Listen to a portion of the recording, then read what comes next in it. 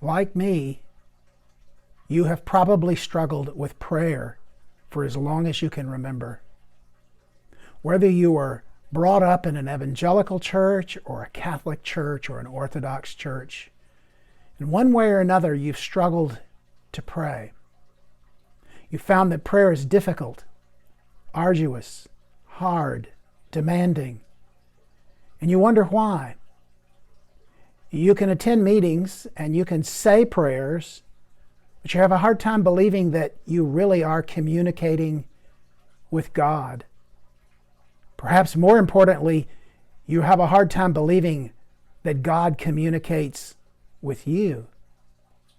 And yet the very phrase or invitation, "let us pray," is a direct invitation that you and I are saying to God and to each other, let us enter into a personal, transformative relationship of love.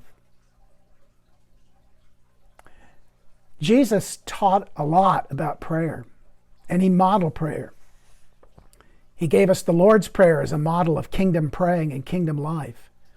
But perhaps the most important text attributed to Jesus in the New Testament is found in the 6th chapter of Matthew's Gospel.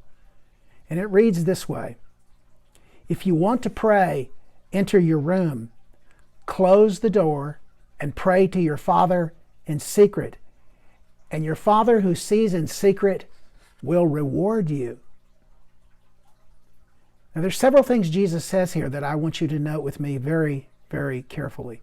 First, he says, leave the external tumult of life behind you. Find a quiet, private place. Secondly, he says, close the door. Shut yourself off from the infringement upon your prayer of other things that would hinder you from this quiet place. And then thirdly, he says, pray in secret. That phrase, pray in secret, I believe has been understood by the Christian church east and west down through the centuries as what we call contemplative prayer. Or, in the words of Father Thomas Keating, who's helped me so much, this is the centering prayer. This is the kind of prayer that centers myself, my soul, into the very nature and being of God.